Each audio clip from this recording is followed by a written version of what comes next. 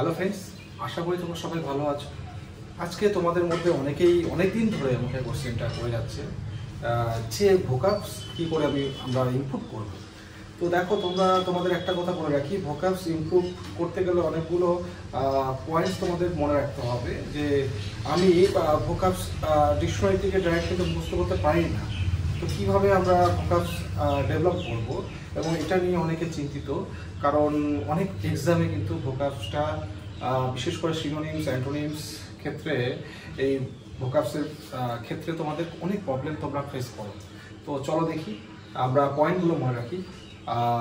এই পয়েন্টগুলো তোমাদেরকে খেয়াল রাখতে হবে বিভিন্ন এক্সামে যখন প্রিপারেশন নেবে, বিশেষ করে ইংলিশে যখন ভোকাবসটার কথা তোমাদের মাথায় আসবে, তখন কিন্তু এই পয়েন্টসগুলো খুব ইম্পর্টেন্ট, যে তোমরা ভোকাবস বা ভোকাবুলারি কী করে শিখবে। ওকে, তো আমি বেসিক কয়েকটা পয়েন্ট আমি নোট ডাউন করেছি। তো এই পয়েন্টগুলো আশা করি তোমরা যদি ইনভিগোরেট করতে পারো, তাহলে কিন্তু তোমরা অনেক কিছু ইমপ্রুভ করবে, কাছাকাছি যাবে। চেষ্টা করতে ক্ষতি নেই, চেষ্টা তোমাদের করতে হবে, এবং এইভাবে এই ওয়েতে তোমরা যদি চেষ্টা করো, তাহলে তোমরা দেখবে অনেকটা ডেভেলপ করছো তোমাদের স্কিল। তো প্রথম পয়েন্ট হচ্ছে কনটেক্সট। তোমরা হয়তো বোর্ডের মধ্যে দেখতে পারবে, এই যে পয়েন্টটা লিখেছি, এটা হচ্ছে কনটেক্সট। কনটেক্সট মানে কি? কনটেক্সট মানে এখান থেকে দেখো, কন প্লাস টেক্সট, মানে একটা টেক্সট হবে, যে কোনো একটা টেক্সট থাকবে, ছোট একটা ওয়ার্ড হতে পারে, তার আগে পরে যে জিনিসটা ওটাকে ব্যালেন্স করে, মানে যে জিনিসটা ওকে কনস্ট্রাক্ট করে। ধরো তুমি একটা সেন্টেন্স লিখছো, আই গো টু মার্কেট। তো এইখানে যদি তুমি গো কথাটা যদি না জানো, তাহলে কিন্তু তুমি আগে দেখো আই দেওয়া আছে, তার মানে আমি যাচ্ছি, গো টু মার্কেট, কোথায় যাচ্ছি না, মার্কেট। তো এইভাবে তোমরা ওয়ার্ড শিখতে পারো, ভোকাব শিখতে পারো। ধরো তুমি নতুন একটা ওয়ার্ড শিখেছো, ধরো ইন্টেলিজেন্ট বা ইন্টেলিজেন্স। ওকে, নাউন অ্যাডজেক্টিভ দুটো ফর্মই তোমরা হয়তো শিখেছো, তো জানো। তো সেইখানে যদি বলি হি ইজ অ্যান ইন্টেলিজেন্ট বয়, তাহলে এখানে ইন্টেলিজেন্ট তোমরা বুঝতে পারলে কোনটা কথা বলছি। সেই কনটেক্সটগুলোকে ইউজ করতে হবে। এটা অনেকটা ইউজ করতে পারো ডেইলি লাইফের সঙ্গে। দেখো, আমি 8 নম্বর পয়েন্টে দিয়েছি daily life use or be more practical. যখন তোমরা কোনো ফ্রেন্ডদের সঙ্গে হোক, বা যে কোনো দাদা হোক, ভাই হোক, বোন হোক, যখন কথা বলবে, ইংলিশে কনভার্স করবে, তখন দেখবে তোমাদের মধ্যে নতুন নতুন ওয়ার্ড নিয়ে তোমরা আলোচনা যখন করবে, তখন দেখবে তোমার থেকে ও একটা আলাদা ধরনের ওয়ার্ড বলছে, তুমি একটা আলাদা ধরনের ওয়ার্ড বলছো। তো এই ওয়ার্ডগুলো কিন্তু খেয়াল রাখতে হবে। ওকে, সেকেন্ড পয়েন্ট হচ্ছে make different kinds of sentences. Okay, বিভিন্ন ধরনের কিন্তু সেন্টেন্স তৈরি করতে হবে। কিরকম? তুমি একটা ইন্টেলিজেন্স একটা ওয়ার্ড দিয়ে বিভিন্ন সেন্টেন্স কিন্তু তোমাদের তৈরি করতে হবে। ওকে, এবার আমরা দেখবো 3 নম্বর পয়েন্ট। 3 নম্বর পয়েন্টে বলছে যে ইমপ্রুভ অন রিডিং। তাহলে আমরা এখানে রিডিং যে অ্যাসপেক্টটা রয়েছে, সেখানে কিন্তু ফোকাস রাখবো। এর মানে যে আমরা যখন ভোকাব নতুন নতুন শিখবো, তখন কিন্তু আমাদের সেটা রিডিং ফরম্যাটে কিন্তু আমাদের কিন্তু থ্রু দ্য রিডিং আমাদের কিন্তু এটা বেশি আমরা জিনিসটাকে নিতে পারবো বা অ্যাবজর্ব করতে পারবো। তাহলে আমাদের ইমপ্রুভ অন রিডিং, আমরা যত বেশি পড়বো, তত বেশি কিন্তু আমাদের ইমপ্রুভিং স্কিলটা কিন্তু আস্তে আস্তে বাড়বে। আমরা ডে বাই ডে আমরা ইমপ্রুভ করব। ধরা যাক তুমি নিউজ পেপার পড়ছো, সে বি ইট তোমার হিন্দু নিউজ পেপার, বি ইট তোমার টাইমস, যেটাই পড়ো না কেন, ইন্ডিয়ান এক্সপ্রেস, যেটা পড়ো না কেন, তোমাদের কিন্তু মনে রাখতে হবে যে সেটা রিডিং হিসাবে পড়ছো তোমরা।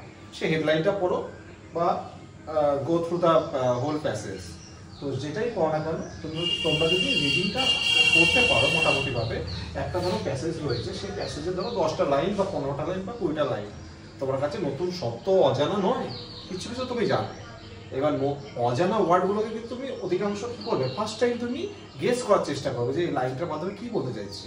তার মানে তুমি একটা কনটেক্সটের মধ্যে চলছো, তুমি গেস করে করে চলছো, কনটেক্সটের মধ্যে কিন্তু আছো। তাহলে তোমাদের কিন্তু দেখতে হবে যে তুমি কতটা ইমপ্রুভ করতে পারছো, সেটা রিডিং তুমি কতটা করছো। তুমি পুরো একটা স্টোরি পড়ছো, একটা হেডলাইন্স পড়ছো, সেটা গো থ্রু করছো পুরো টেক্সটটায়, তো যখন তুমি 10-12 লাইনে যখন প্যাসেজে যাবে তখন কিন্তু অনেক ওয়ার্ড, ধরো 10-12টা ওয়ার্ড তুমি অজানা তোমার, কিন্তু ওর মধ্যে দেখবে 3-4টে ওয়ার্ড তুমি পারছো। বারবার গো থ্রু করলে, বারবার পড়াশোনা করলে, রিডিং করলে কিন্তু তুমি অনেকটা ইমপ্রুভ করবে। তো 3 নম্বর পয়েন্ট কিন্তু এটাই বলছে, বোঝা গেল। 4 number point, use dictionary and play word game. আমি প্লে ওয়ার্ড গেম এবং ইউজ ডিকশনারি বলতে অফলাইনে যে ডিকশনারিগুলো পাওয়া যায়, মানে আমাদের যে হার্ড কপিতে পাওয়া যায় সেগুলোর কথা বলছিলাম। এখনকার কিন্তু ডিজিটাল যুগ, তোমাদের প্রত্যেকটা মোবাইল, অ্যান্ড্রয়েড হোক, অ্যাপেল হোক, যেটাই হোক, তোমরা মোবাইলের মধ্যে কিন্তু ডিকশনারি কিন্তু পেয়ে যাবে এবং সেখানে দেখবে নতুন নতুন ওয়ার্ড কিন্তু আসে। সেটা প্রতিদিন দেখবে একটা করে ওয়ার্ড দেয়। আবার দেখবে অনেক অনেক অ্যাপ আছে ভালো ভালো। কোন কোন অ্যাপ জানতে চাও আমাকে কমেন্ট করে পাঠিয়ে আমি পরে বলে দেবো। তো এই যে ওয়ার্ড গেম এগুলো খেলবে, এগুলো খেলার মাধ্যমে কিন্তু আমরা বেশি অ্যাডিক্টেড হই। তো খেলার মাধ্যমে কোনো কিছুতে আমরা কিন্তু অ্যাডিকশনটা আসে, সেটা কিন্তু খেলার মাধ্যমে কিন্তু অ্যাডিকশনটা চলে আসে। কিন্তু এই খেলাটা কিন্তু ওয়ার্ডের খেলা, মানে ওয়ার্ড মানে কি নতুন নতুন তুমি সেটাকে ইউজ করতে পারছো। এইখান থেকে হয়তো আমরা কোনো না কোনোভাবে কোথায় আসি, যে make different kinds of sentences, এই জায়গাটা কিন্তু আমরা আসি। এবার সব থেকে ইম্পর্টেন্ট আরেকটা এর মধ্যে পয়েন্ট রয়েছে, সেটা হচ্ছে নেমোনিক্স। নেমোনিক্স কিন্তু এমন একটা জিনিস যেটা তোমরা শুধু ইংলিশের ক্ষেত্রে নয়, শুধু ভোকাবসের ক্ষেত্রে নয়, সেটা হচ্ছে বিভিন্ন টেক্সট পড়বে, বিভিন্ন তুমি বুকস পড়বে, যখন অন্যান্য হিস্ট্রি বলো, জিওগ্রাফি বলো, যেটাই বলো না কেন, সেখানে নেমোনিক্সের ভূমিকা কিন্তু রয়েছে। ধরো তুমি একটা নাম, তুমি ধরো কোনো একটা নাম XYZ নাম, ধরো XYZ নামটা তোমার মনে নেই।